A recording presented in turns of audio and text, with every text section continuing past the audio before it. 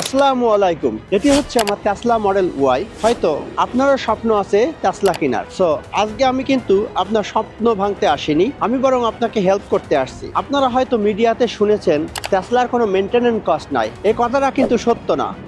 So Tesla কেনার আগে আপনাকে কিন্তু জানতে হবে এর মেনটেনেন্স কস্ট কত, তাহলে আপনি একটি সুন্দর ডিসিশন নিতে পারবেন। আমি গত 2.5 বছর ধরে এই টেসলাটি চালাচ্ছি। আজকে আমি কথা বলবো এই 2.5 বছর ধরে কোন ধরনের মেনটেনেন্স কস্ট আসছে এই টেসলার জন্য।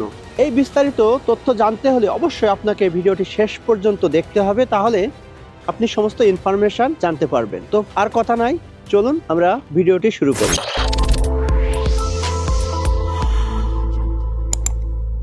তো চলুন প্রথমে এর চার্জিং অপশন নিয়ে কথা বলি। টেসলা যেহেতু ইলেকট্রিক কার, আপনাকে তো চার্জ দিতেই হবে। ডিপেন্ড করবে আপনি কত মাইল চালাবেন, সে অনুযায়ী আপনি প্রতিদিন চার্জ দিবেন নাকি সপ্তাহে 1 থেকে 2 দিন চার্জ দিবেন। কিন্তু প্রবলেম হচ্ছে আপনার যদি বাসা না থাকে তাহলে আপনি বাসায় চার্জ দিতে পারবেন না, তখন আপনাকে সুপার চার্জিং স্টেশনে যেতে হবে। আপনি কি জানেন সুপার চার্জিং এ যেতে এবং চার্জ দিতে কতক্ষণ লাগে? টোটাল বাড়ি থেকে আপনার সুপার চার্জিং স্টেশন যেখানেই থাকুক, যাওয়ার পরে অ্যাটলিস্ট 15 থেকে 20 মিনিট আপনাকে সেখানে বসে থাকতে হবে। আর যদি এই সুপার স্টেশন বিজি থাকে তাহলে আপনাকে আরো সময় দিতে হবে, কারণ যত বেশি গাড়ি চার্জিং দেওয়া হয় তত ভোল্টেজের সমস্যা থাকে, চার্জ দিতে বেশি সময় লাগে।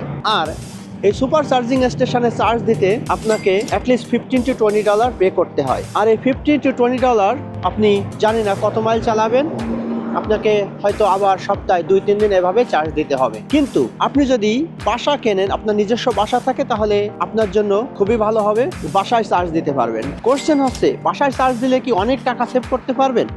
বিষয়টা কিন্তু তা না।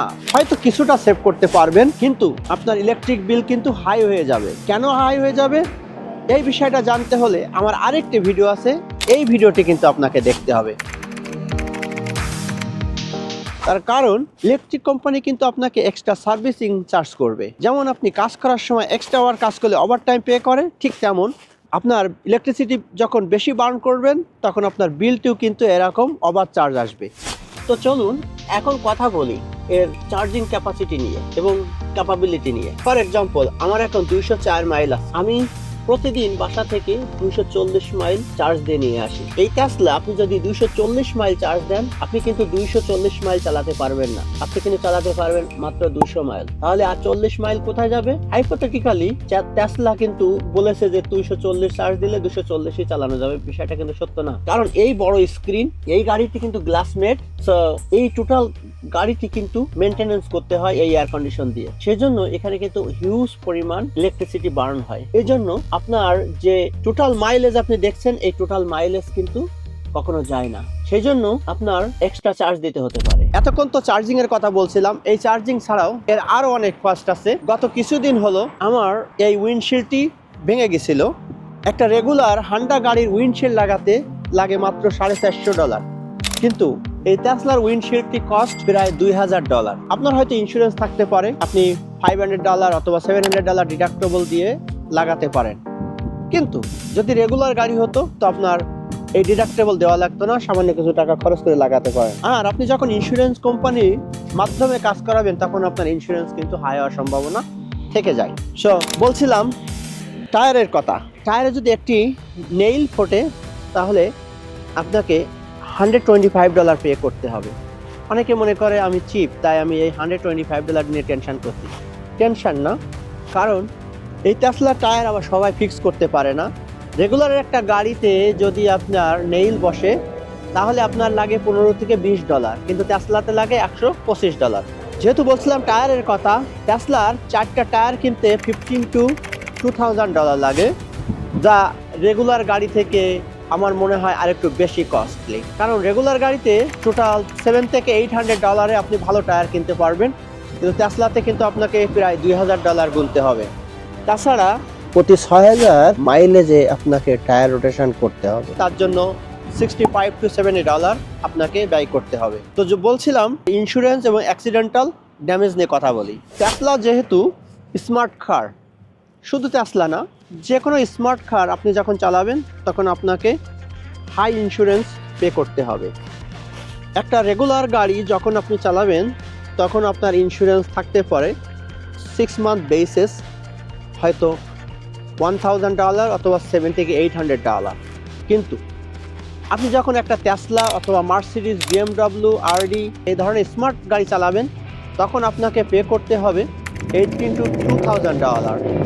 আমার এই গাড়ি আমি $1,800 ইন্স্যুরেন্স পে করি 6 মাসে, অর্থাৎ বছরে $3,600, প্রায় 4,000-এর কাছে। এই ইন্স্যুরেন্স কমার সম্ভাবনা অনেক কম।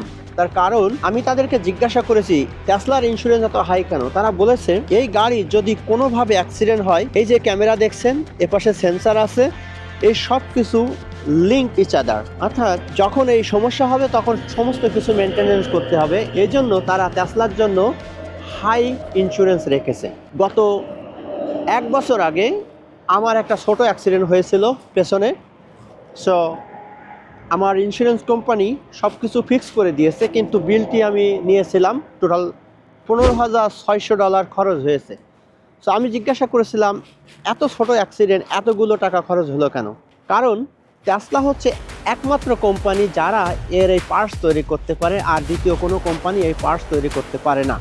এজন্য টেসলার এই পার্টসের দাম কিন্তু একটু বেশি, it's very expensive and maintenance cost also expensive. So এই জন্য ইন্স্যুরেন্স কোম্পানি কিন্তু আমাদেরকে চার্জ করে, কারণ তাদেরকেও টেসলা বেশি চার্জ করে, এই জন্য আমাদেরকে তারা বেশি চার্জ করে। এই ছিল ইন্স্যুরেন্স এবং মেনটেনেন্স। চলুন আমরা আরও কিছু ইম্পর্ট্যান্ট এক্সপেন্স নিয়ে কথা বলি। এতক্ষণ বলছিলাম বিগ বিগ এক্সপেন্সের কথা, এবার বলবো কিছু স্মল স্মল এক্সপেন্সের কথা। এই যে ওয়াইপার ব্লেড দেখছেন, রেগুলার কার থেকে এর এক্সপেন্স একটু বেশি। এই গাড়ি যদি air condition, filtering, tyre rotation, everything, আপনি যদি হুইল অ্যালাইনমেন্ট করতে যান, টেসলা ছাড়া আর কেউ পারবে না। তার জন্য লাগবে $275। আমি ফিনিশ করার আগে একটি কথা বলি, টেসলার আছে বিগ ব্যাটারি। আপনারা জানেন এটি ব্যাটারি দ্বারা চলে, যেহেতু ইলেকট্রিক কার। এই ব্যাটারির ওয়ারেন্টি আছে 120,000 মাইলেজ পর্যন্ত, কিন্তু এই ব্যাটারির দাম কিন্তু প্রায় $20,000। প্রতি বছর কিন্তু এই ব্যাটারি পাওয়ার ডিক্রিজ হচ্ছে। যেমন আমি যখন প্রথম কিনছিলাম 320 মাইল চালাতে পারতাম, এখন এই চার্জিং ক্যাপাসিটি নেমে 280-তে নেমে আসছে, অর্থাৎ 2.5 বছরে 40 কিলোমিটার গন। আমি জানি না আগামী 10 থেকে 15 বছর পরে এই ব্যাটারি আমি আর রাখতে পারবো কিনা। তো আমাকে যখন ব্যাটারি চেঞ্জ করতে হবে, অবশ্যই $20,000 পে করতে হবে, অথবা ডিফারেন্ট, লেস আর more, I don't know, but that's another cost coming.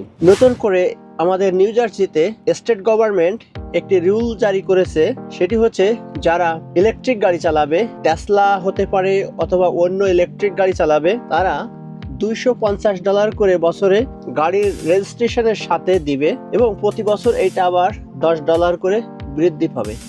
তার মানে হচ্ছে প্রতি বছর আপনি $320 প্লাস $10 করে বেশি স্টেট গভর্নমেন্টকে দিবেন যদি আপনি এই ইলেকট্রিক গাড়ি, টেসলা অথবা যে কোনো ইলেকট্রিক গাড়ি চালান। সো এটি হচ্ছে রোড মেইনটেনেন্স কস্ট। সো এছাড়াও আরো অনেক কস্ট আছে, চলুন আমরা বাকি কস্টগুলো জেনে নিই। শেষ করার আগে আরেকটি মেইনটেনেন্স কস্টের কথা বলবো। 100,000 মাইলেজ যখন আপনি চালাবেন, তারপরে একটা রেগুলার মেইনটেনেন্স কস্ট আছে, যেটি আমি এই পেপার ওয়ার্কটি এখানে স্ক্রিনে দিয়ে দিচ্ছি। প্রায় $3,000 রেগুলার মেইনটেনেন্স আসে। সেটি হচ্ছে এর এই বাম্পার নিচে বা সব কিছু এক ধরনের শব্দ তৈরি হয়। এই শব্দ থেকে বাঁচার জন্য আপনি যদি মনে করেন যে আপনার গাড়িতে শব্দ হচ্ছে, তখন টেসলা রিকমেন্ডেশন করবে এই সার্ভিসগুলো করাতে। তার জন্য আপনার $3,000 খরচ হবে। সো এর অনেকগুলো বিষয় আছে যেগুলো হয়তো ছোট ছোট করে বলা সম্ভব না, তবে আমি স্ক্রিনে দিয়ে দিচ্ছি অথবা আমি ডেসক্রিপশনে দিয়ে দিব, আপনারা দেখে নিন। সো এই ছিল টেসলার মেইনটেনেন্স কস্ট। আমরা হয়তো ভেবেছিলাম যে এর ট্রান্সমিশন নাই, এর গ্যাস পুড়তে হয় না, এর কোনো খরচ নাই। পৃথিবীতে এমন কোনো জিনিস নাই যার খরচ নাই। তো যাই হোক, আমি আশা করছি এই ভিডিওটিতে অনেক ইনফরমেশন ছিল। যদি ভালো লাগে অবশ্যই একটি থামস আপ দিবেন, আর কমেন্ট বক্সে জানাবেন যে আপনি টেসলা কিনতে চান কিনা। যদি কিনতে চান, অবশ্যই আপনার যদি অ্যাবিলিটি থাকে, স্বপ্ন থাকে, অবশ্যই কিনবেন। শোনেন, আমি তো চালাচ্ছি, অনেকেই চালাচ্ছে, কিন্তু আমাদেরকে ভাবতে হবে যে এর ফিউচারটা কোথায়। আশা করি আপনার ডিসিশন নিতে হেল্প করেছি। সবার প্রতি শুভকামনা রেখে বিদায় নিচ্ছি। আমি মোশাররফ, আল্লাহ হাফেজ।